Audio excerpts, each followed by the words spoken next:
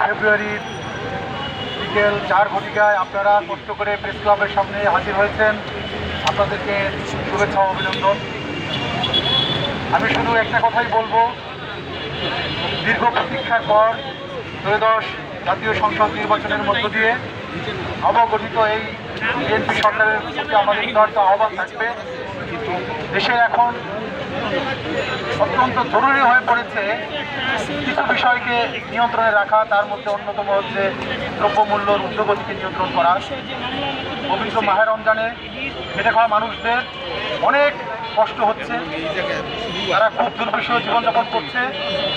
তাই আমি উদারত আহ্বান রাখবো, এই ব্যবসায়িক সিন্ডিকেটকে কঠিন নিয়ন্ত্রণের মধ্যে এনে দ্রুতভাবে দ্রব্যমূল্যর ঊর্ধ্বগতিকে আমাদের লাগাম টেনে ধরতে হবে।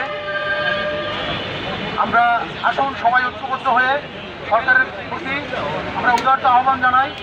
আমরা সকলে মিলে সরকারের প্রতি দৃষ্টি আকর্ষণের জন্য চাপ সৃষ্টি করি, কারণ আমাদের নাগরিকের যে মৌলিক অধিকার সেটা যেন বিকৃত না হয়।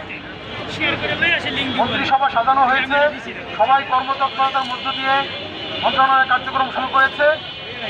সকল নবগঠিত মন্ত্রণালয়ের প্রতি, মন্ত্রীবর্গের প্রতি আমাদের উদারতা আহ্বান থাকবে, আপনারা স্ব স্ব জায়গায় থেকে এই দ্রব্যমূল্যকে কঠোর হস্তে নিয়ন্ত্রণ করবেন। এই আশাবাদ ব্যক্ত রেখে আমি আমার সংক্ষিপ্ত বক্তব্য শেষ করছি। ধন্যবাদ।